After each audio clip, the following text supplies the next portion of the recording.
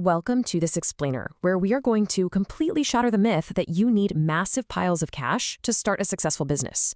Look, if you've been sitting on the sidelines, just waiting for a magical injection of venture capital to get your ideas off the ground, we really need to look at the grounded data today, because the barrier to entry has quite literally never been lower. Believe it or not, some of the most unassuming, simple service businesses, the ones that are quietly making people way richer than their 9-to-5 jobs ever could, require under $500 to start. And honestly, many take absolutely $0. We aren't talking about flashy tech unicorns or wild cryptocurrency gambles here. We're talking about straightforward, high-demand models that you can launch by this time tomorrow using the exact device you're watching this on. Here's our roadmap for today. We'll cover the reality of bootstrapping, dive into high-margin local services and digital leverage, call out the hidden traps of dropshipping, and wrap things up with a professional execution playbook. All right, Section 1, the bootstrapping reality. So, JP Morgan defines bootstrapping simply. It means you are entirely self-funded through your own savings or the business's own revenue.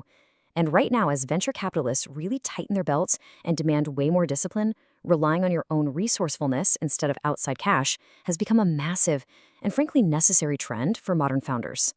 Now, JP Morgan highlights some pretty clear trade-offs with this approach. On the plus side, you keep total control and literally 100% of your equity. Plus, it essentially forces you to build really healthy, strong profit margins from day one just because every single dollar matters. The flip side, though, is that you have to navigate slower growth, tight resource constraints, and the very real risk of personal burnout from trying to juggle it all yourself. Let's move to Section 2, high-margin local services. You've got to look at the contrast here between tiny startup costs and the monthly revenue potential. It's absolutely mind-blowing. Think about this. You could become a professional organizer for just $39. That's basically business cards in a simple website, and scale that to over $9,000 a month. A mobile notary takes about $110 in licensing, with a ceiling around $10 grand monthly. Or look at lawn care, a $310 startup cost for basic equipment, and top operators are pulling in $125,000 a month in recurring revenue. I love this quote from Etsy seller Francisco Rivera. He says you don't need a massive competitive advantage or to be special, you just need to work hard. And that echoes real-world operators perfectly. Take Vanessa Garcia, who actually escaped eviction by organizing closets on TaskRabbit, making $9,000 a month. Or Roseanne, who generated $10 grand a month as a mobile notary during COVID-19 with absolutely zero prior experience. And hey, we definitely can't ignore the pet industry. With 89 million pet dogs in America, the untouched local demand is just enormous. Ryan Stewart over in New York is making over $100,000 a year just walking dogs. He's capitalizing on the crazy fact that 40% of dog owners simply don't have the time to walk them themselves. The demand is completely built in. You just have to step up and offer the supply. Okay, Section 3, digital and AI leverage. If you prefer to stay behind your laptop, using tools available right now lets you monetize your organization and tech skills instantly. You could offer AI prompt engineering, which is just helping businesses actually get useful outputs from AI tools, or you could build custom Notion systems for disorganized professionals. You can charge up to $2 grand a project for that with zero startup cost. You can even run a whole social media management gig for literally the $15 cost of a Canva Pro subscription. Now, while you might start small, the average annual revenue for a social media marketing business is over $817,000. Look at freelancers like Nyla. She clears over 15 grand a month on Upwork simply by optimizing and managing neglected local business profiles that the owners just don't have time to deal with. But here is the golden rule for these digital models. The riches are in the niches. Seriously, if you go broad, you are going to get buried by the competition. You have to target ultra-specific audiences to truly stand out and own your market. We're talking hyper-specific, like retired nurses, homeschool moms, or saltwater fishermen. Section 4, pitfalls and dropshipping risks. Before we get a little too starry-eyed about online wealth, we need a reality check. I'm sure you've seen influencers pitching dropshipping as this flawless, passive, work-from-home scheme, promising you can run a retail empire while sitting on the beach. But is it actually as easy and risk-free as they claim?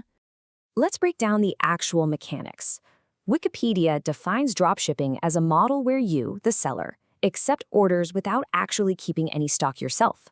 Instead, you transfer the details to a manufacturer or wholesaler who ships the product directly to the customer. I mean, it sounds brilliant on paper, right? You hold no inventory. But, as Wikipedia's analysis points out, it carries some significant baggage. Understanding these hidden risks is absolutely crucial. See, scammers frequently pose as legitimate wholesalers, and they just eat away at your already razor-thin margins with hidden fees. Worse than that, you have zero control over the product's quality or shipping times. If a supplier ships a broken item, the completely wrong item, or nothing at all, which was actually exposed in a major BuzzFeed News investigation, guess who eats the cost of that return and faces the wrath of the customer? You do. Bringing us to our final section, Section 5, the Execution Playbook. So to avoid those scams and actually build something sustainable, you need a strict operational framework. JP Morgan recommends this specific playbook for self-funded founders. First, obsess over paying customers. Their real-world data beats theoretical market research every single time. Second, keep your operations lean and your burn rate super low. And third, allocate your resources wisely by leveraging AI and no-code tools way before you ever jump into expensive new hires. Next up, you want to map your idea into a structured framework. Smartsheet outlines a core business plan that essentially boils down to 3 steps. First, clearly define the exact problem and your specific solution. Next, aggressively analyze your target market segments. And finally, build a concrete sales and marketing plan to actually reach them. The key here is don't overcomplicate it, but definitely don't skip the fundamentals. As we've seen today, from cleaning houses to setting up AI systems, a lack of capital is no longer a valid excuse to just sit on the sidelines. The tools are essentially free, the demand for reliable problem solvers is through the roof, and the bootstrapping playbook is entirely proven. So I'll leave you with this one final thought. What unique skill are you going to take action on and turn into your first bootstrapped dollar tomorrow?